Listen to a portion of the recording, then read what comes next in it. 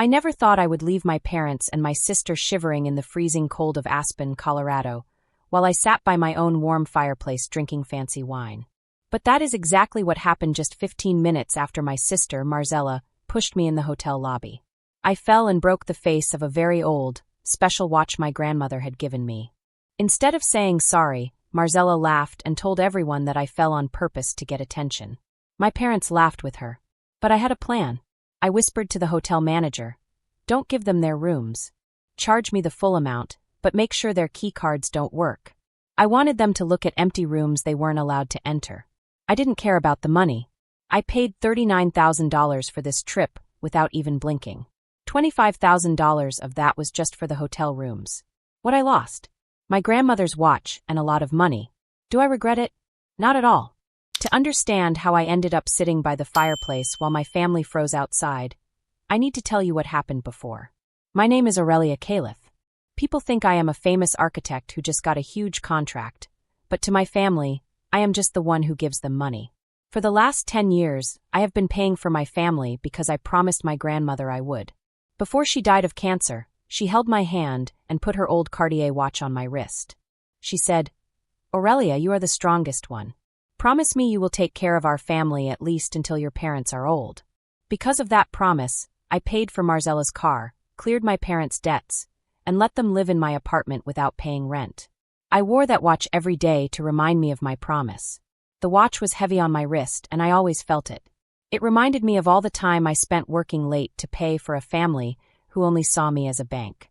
For my parents' 35th wedding anniversary, I spent $39,000 on a trip to Aspen. I booked everything: flights, hotel, and fancy dinners. I wanted to be kind. I hoped maybe this time, they would love me like they loved Marcella. On the plane, I booked first class for all of us. The cabin smelled fancy like leather and perfume. I sat by the window, my laptop bag under the seat, checking all my hotel confirmations. I was ready for everything except what really happened.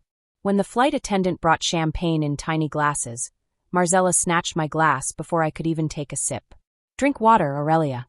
Your face gets red and it doesn't look good on camera," she said without looking at me. She held the glass up to her phone to make a video. I had no glass in my hand. She didn't care about me. My mom was opening a gift from Marcella. It was a Dior scarf. She held it up, cooing, "Oh, Marcella, you always have the best taste." She put the scarf around her neck, looking at herself in the camera. My mom never said thank you when I bought her something. But when Marcella spent my money, she got all the praise. I looked at my phone. My American Express card showed $850 spent at Dior. My mom and Marcella didn't even notice it was my money. I had paid for everything, and they acted like I was mean. The flight attendant noticed what happened and asked quietly, "Miss Califf, do you want another glass?" I shook my head. "No, thank you," I said softly. My voice sounded empty, even to me. I put on my headphones and tried to ignore everything. The watch ticked on my wrist, counting the time I had wasted on a family that didn't care. When we landed, the cold hit me like a wall. Aspen was freezing, only 14 degrees. My family huddled around the baggage claim, and Marcella filmed herself talking to her phone. I went to the bathroom, rolling my bag behind me.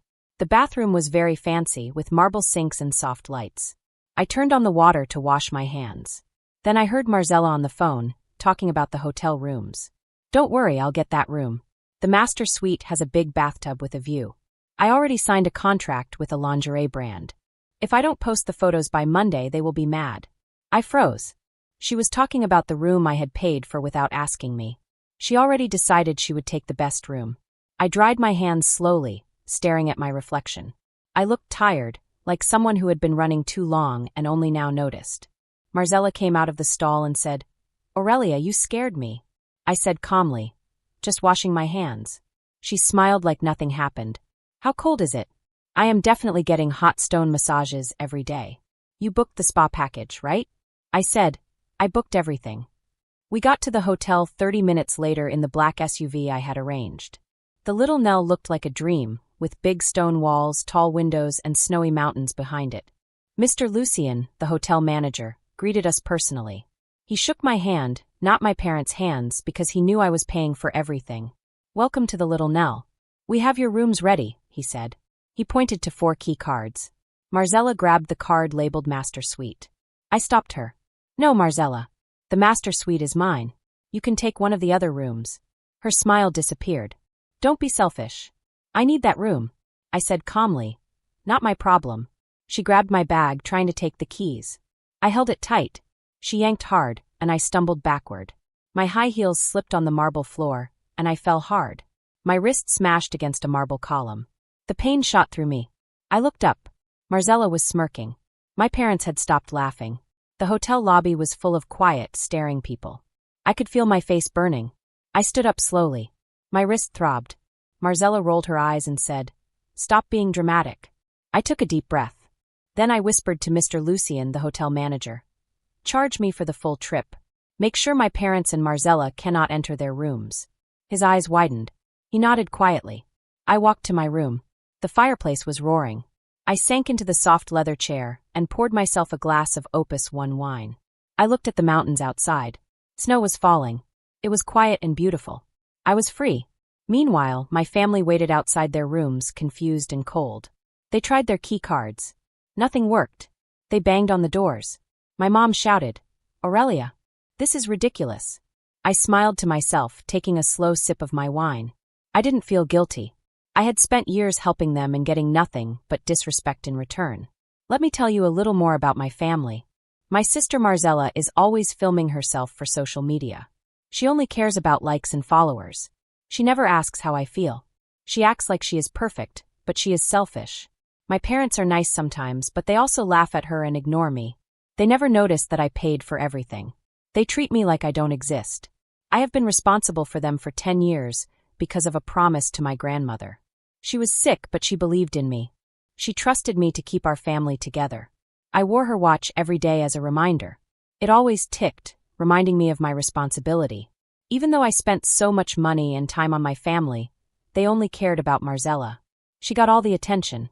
On the plane, she acted like a queen, taking my champagne and showing off gifts she bought with my money. My parents didn't notice. My heart hurt, but I kept quiet. I wanted to believe that someday they would see me, that they would finally care. The Aspen trip was supposed to be nice. I wanted to give them a luxurious experience. I booked flights, first-class seats, the best hotel, fancy dinners, and a spa package.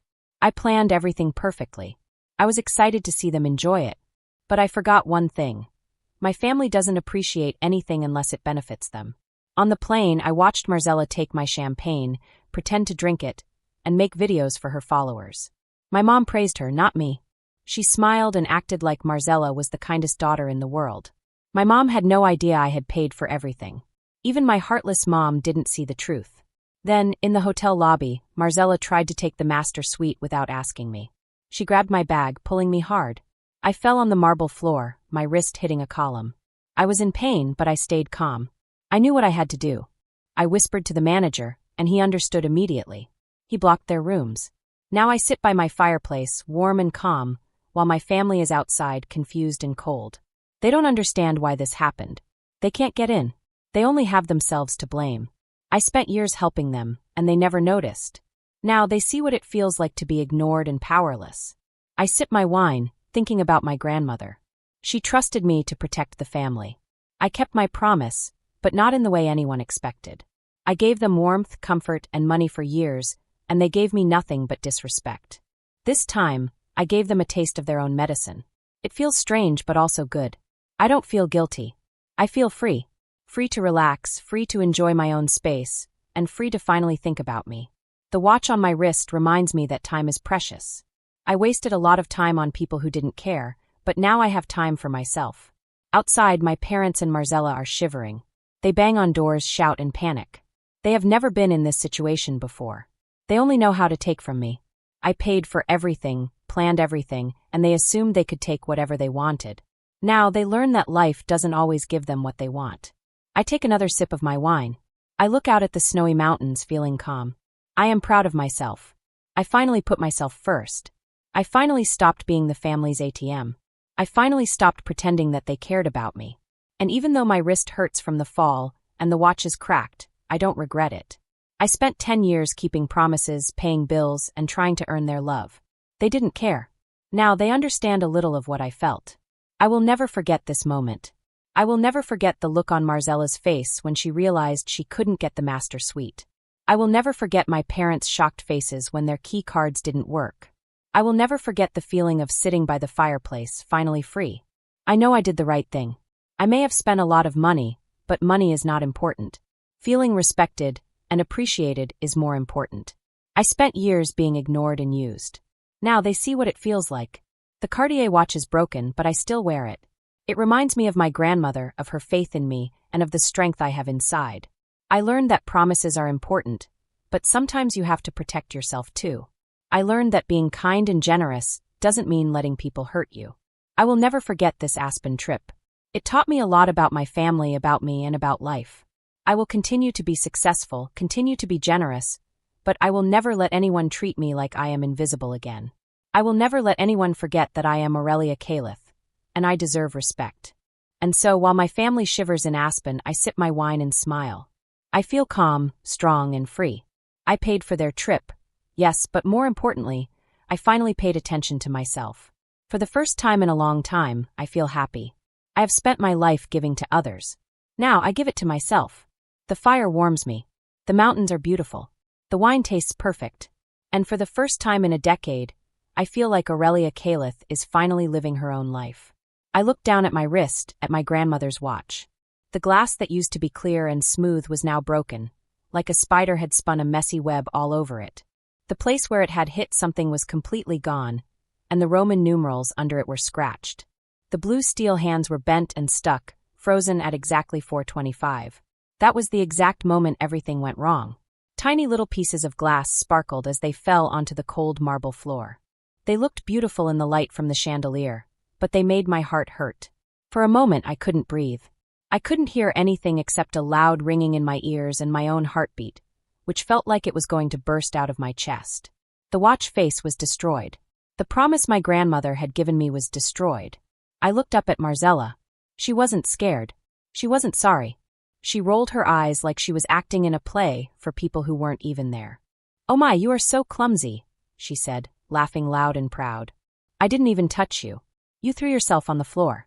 Stop acting like a victim and give me the key." My mother's voice cut through the lobby. "Aurelia, get up. Don't embarrass the family." She looked around at all the people who were watching. She wasn't upset at Marcella. She was upset at me. I had made a scene in front of everyone. "It's just an old watch."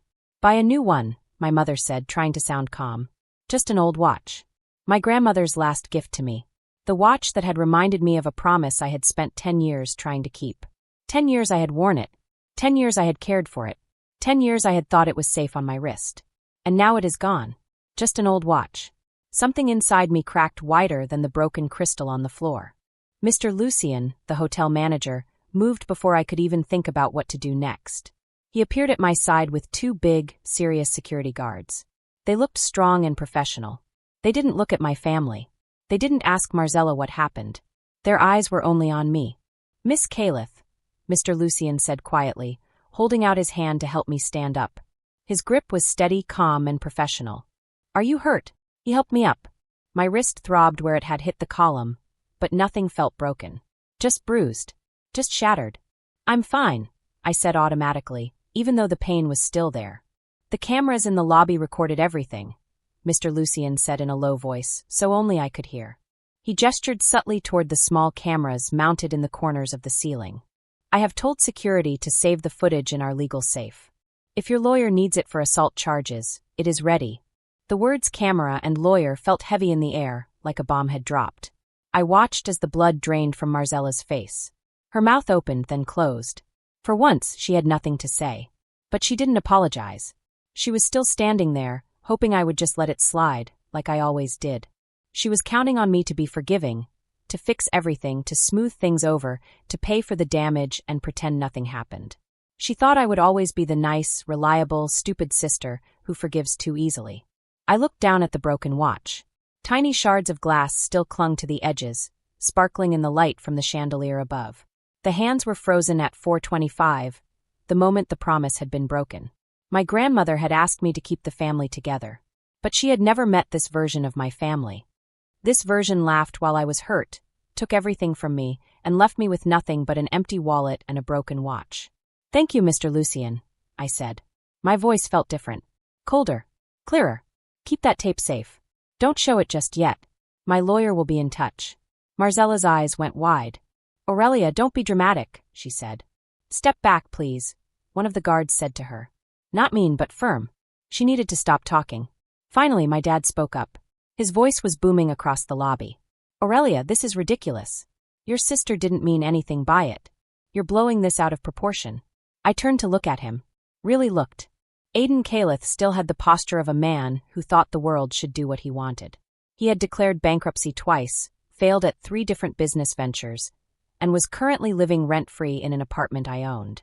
But he still spoke like he had authority. He still thought he could tell the world how to behave. Blowing this out of proportion? I repeated slowly.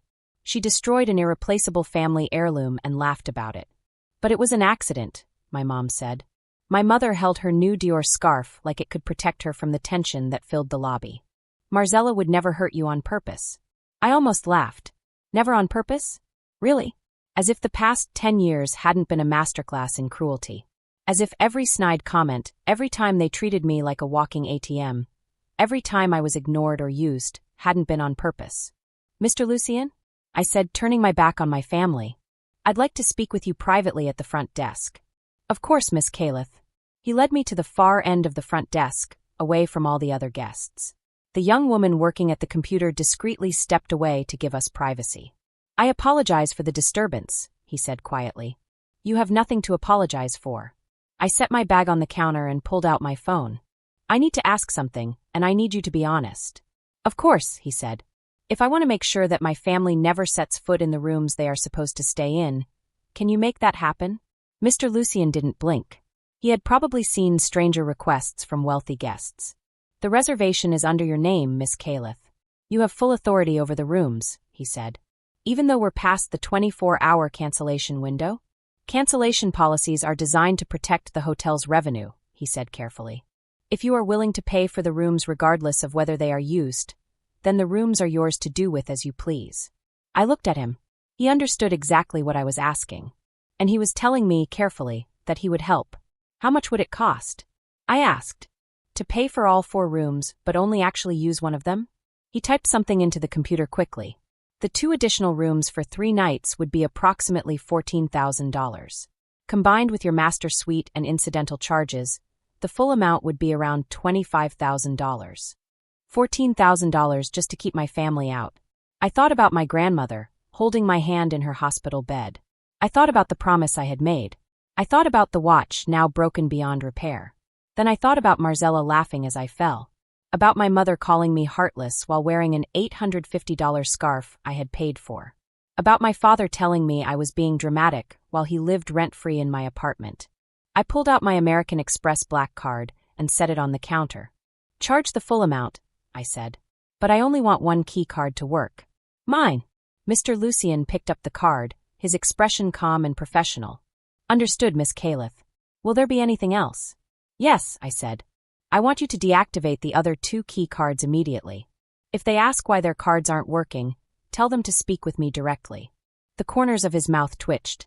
Not quite a smile, but close. It would be my pleasure, he said. I stayed at the front desk with Mr. Lucien while my family hovered near their luggage about 20 feet away.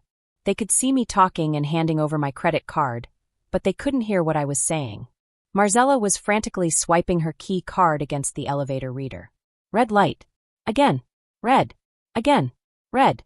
This stupid elevator is broken, she snapped, smacking the reader with her card.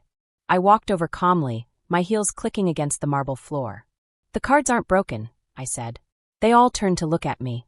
Must be defective, Marzella said. Go tell them to make new ones. I ignored her. I had what I wanted. I had control. I had finally separated myself from them.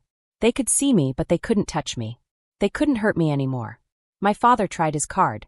Red light. He tried again. Red light. His face went red with frustration. Something must be wrong with the system, my mother said. Her scarf twitched nervously. Marzella started tapping the elevator buttons with her foot, stomping impatiently. Come on. Why isn't it working? I watched quietly. Calmly. I didn't say a word. I just watched. Their anger and confusion made me feel lighter, like I had let go of years of pain. I didn't have to be the forgiving one anymore. I didn't have to let them take advantage of me. I had the key. I had the power. Mr. Lucien looked at me once, quietly, and nodded. He knew exactly what I wanted, and he had made it happen. I tucked my single key card into my bag. My master suite was mine alone. They would not enter. I had finally kept my promise to myself, and to my grandmother, who had always wanted me to protect my heart and my family, whatever that meant. I turned away, walking toward the elevator, ignoring their frustrated faces, ignoring the red lights flashing on the elevator panel. I could hear Marcella grumbling behind me. I could hear my mother whispering something. My father's sigh of frustration. None of it mattered. I had finally drawn the line. I had finally stood up for myself. The watch was broken. The promise had been broken. But I survived. I had survived myself, my family, and their cruelty. And for the first time in 10 years, I felt free. I took out my key card and swiped it on the reader. Beep! Green light. The elevator doors slowly opened with a soft, musical sound. I stepped inside all by myself and turned to look at them through the glass. They were standing in the lobby with all their suitcases, looking confused. Their confusion quickly turned into suspicion. "It's not broken," I said calmly. "I just turned off everyone else's keys." The elevator doors started to close slowly. For a moment, they just stared at me, trying to process what I had said. But soon it hit them like a thunderbolt. My dad's face turned bright purple with anger. He lunged forward, trying to stick his hand between the closing doors. But it was too late. The elevator doors closed with a solid click. I pressed the button for the 5th floor and watched the numbers light up as the elevator went higher. 1, 2, 3. My heart was pounding. Not because I was scared, but because I felt something different. Something exciting. Something that felt just a little dangerous. It was almost like a thrilling secret. The elevator dinged. 5th floor. I stepped out into a quiet hallway. The carpet was soft and thick. It made my footsteps sound almost silent. The walls were warm and cream-colored, making the hallway feel calm and peaceful. Room 512 was at the end. I walked slowly and unlocked the door. And then I stepped inside. The room was amazing. Absolutely spectacular. Big, floor-to-ceiling windows showed the snow-covered mountains outside. A huge bed with crisp, white sheets sat in the middle of the room. There was a sitting area with a fireplace already crackling and giving off a soft warmth. And the bathroom. Oh, the bathroom had a giant jacuzzi tub with a view that probably cost more than most people make in an entire year. I set my bag down and walked to the window. Outside, the snow was falling slowly in soft, lazy flakes. Skiers looked like tiny toys as they slid down the mountains. Then my phone started ringing. 17 missed calls. My text messages were flooding in. "Mom, where are you? Dad, this is unacceptable. Marcella, are you joking, Aurelia?" I muted the notifications and opened my banking app instead. I have an American Express account with special cards that I can control. I opened the list of supplementary cards. 3 were listed: Thorin Calith, Sarah Calith, and Marcella Calith. I selected all 3 and clicked the button that said Deactivate Card. A warning popped up. "Are you sure? This will immediately cancel all spending for these cardholders." I clicked Confirm. The cards were deactivated instantly. My phone started ringing again, but I ignored it. I called my lawyer, Darian, instead. "Aurelia? Aren't you supposed to be on vacation?" Darian said when he answered. "I need you to file a notice of termination for the Chicago apartment," I said. "First thing Monday morning." "The apartment my parents live in?" "Yes. 30-day notice, exactly as the lease allows. Send it in writing." "May I ask what happened?" he asked carefully. "My sister destroyed Grandma's watch and laughed about it," I said. "My parents took her side. I'm done. File the paperwork and put the apartment on the market as soon as they leave." "Understood. I'll handle it," he said. I hung up the phone and poured myself a glass of wine. The hotel had left a bottle of Opus 1 as a welcome gift. I sat down in the leather chair by the fireplace, feeling the warmth from the fire and finally letting myself breathe. Then my phone buzzed again. This time it was a call from Marcella. I put it on speaker. "Aurelia, what is going on? Our cards don't work," she shrieked. "I deactivated them about 10 minutes ago," I said calmly. "You can't do that," she screamed. "Yes, I can," I said. "They're my cards. I can turn them on or off whenever I want." "But I need money for bills," she cried. "Then use your own money," I said. "I don't have money," she shouted, panicking. "That's your problem," I said firmly. Then Mom's voice came through the phone. "Aurelia Elizabeth Calith. Stop this right now. Your father and I need those cards." "I don't owe you anything," I said. I've paid your rent for 10 years. I've cleared your debts twice. I've funded your lifestyle while you called me selfish and heartless. But I'm done now. I'm done helping. You can't just keep taking from me and expecting nothing in return. You can't kick us out. Marcella cried. Where are we supposed to go? She yelled. I don't know, I said pleasantly. By the way, I already called my lawyer. You have exactly 30 days to move out. The apartment is being listed for sale. There was silence on the other end. Then I could hear Mom start to cry. Aurelia, please. You can't do this to us. We're family, she said softly. Family doesn't destroy priceless things and laugh about it, I said. Family doesn't exploit someone for 10 years and call them selfish when they finally say no. You made your choices. I'm making mine. What about the hotel? Dad demanded. That's not my problem, I said. I paid for the rooms. But I didn't pay for you to use them. Mr. Lucien has been very kind, but this is not your right. This is insane. You're psychotic. Marcella screamed. No, I said. I'm being rational for the first time in a decade. Oh, and Marcella? I added. That lingerie job you were planning to shoot in this suite? You might want to tell your agent that you won't be able to do it.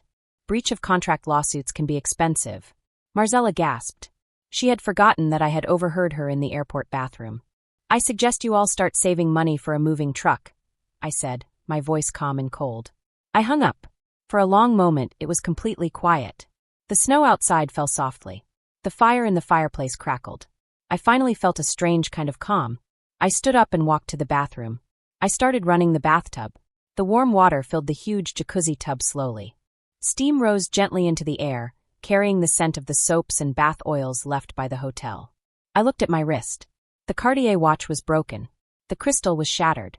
The hands were frozen forever at 4:25 p.m. I took it off and set it carefully on the marble counter. My wrist felt lighter, free, and strangely powerful. That broken watch, the money I had spent, and the family that had never truly loved me, they didn't weigh me down anymore. For 3 whole days, time stopped being measured by clocks or schedules. Instead, I measured it by snow piling up on the balcony, the changing light across the mountains, and the crackling of the fire in the fireplace. I ate whenever I felt like it. Room service brought me steak and fries for dinner one night, champagne and oysters another. I didn't worry about anyone. There were no manufactured crises. No guilt trips disguised as family dinners. Just me, the fireplace, the snow, and peace. I didn't think much about my family until checkout. Mr. Lucien mentioned in passing that they had caught a Greyhound bus to a motel 2 towns over. Apparently, they didn't even have enough money for the cheapest Aspen accommodation after all their shopping sprees. I imagined Marcella, who had spent 20 minutes complaining that her latte foam wasn't Instagram-worthy, now riding a bus to a roadside motel. I smiled quietly into my coffee. The real chaos began when I returned to Chicago. My phone exploded the moment I turned off airplane mode. Messages from old friends I hadn't spoken to in years. DMs from people I had worked with professionally. Even my hairdresser sent a concerned text. All of them had seen Marcella's live stream. She had made it sound like I was cruel and abusive. The comments were vicious. Strangers called me a monster. Some people had already found my business Instagram and were leaving 1-star reviews. I felt the old need to defend myself, to explain, to beg for understanding. That was the old me. But I didn't. Instead, I opened my laptop and wrote exactly one email. To marcella.calith@gmail.com cc. thorin.calith@gmail.com, sarah.calith@gmail.com subject. Legal notice attachments. Aspen Incident Report.pdf, notice to vacate.pdf. The Aspen Incident Report had Mr. Lucien's signature at the bottom. It showed that security footage confirmed Marcella had grabbed my bag and initiated physical contact. The eviction notice gave them 30 days to vacate, and the property was listed for sale. I wrote one sentence in the email. I do not argue with liars. If that defamatory video is not deleted in 10 minutes, my lawyer will subpoena the security footage and file a lawsuit for assault and defamation. The video was gone by 6:55 p.m. I poured myself a very expensive bourbon and toasted my empty apartment. They moved out 3 weeks later. I had the locks changed the same day. The apartment was listed for sale immediately and sold in 48 hours. Luxury apartments like that don't stay empty for long. 5 months later, my life is completely different. Calith Design Group landed 2 major contracts, a boutique hotel renovation and a private residence that will be featured in Architectural Digest. I bought a south-facing house in the West Loop. Exposed brick walls. Original hardwood floors. I renovated it exactly to my liking. No compromises. No excuses. Sunlight floods the rooms. I have a home office with custom shelves for my drafting table. I haven't given my family my address. My parents rent a small apartment somewhere on the north side. They text and call me through relatives, calling me heartless and ungrateful. Aunt Odalise even sent a harsh message about me abandoning my elderly parents, but I blocked her. And you know what? I don't feel ashamed. I feel free. But lately, I've been standing at a crossroads, unsure which way to go. Option A, cut off all contact. They are adults. They made choices every time they sided with Marcella over me. Option B, buy them a very small, rundown condo far away. Make sure they aren't homeless, and then never speak to them again. Fulfill a final responsibility, then walk away. I keep thinking about that broken Cartier watch. I'll never repair it, but I can't bring myself to throw it away either. It reminds me of everything, the past, the hurt, the freedom I fought for, and the choices I made. And now I wonder, which path should I take?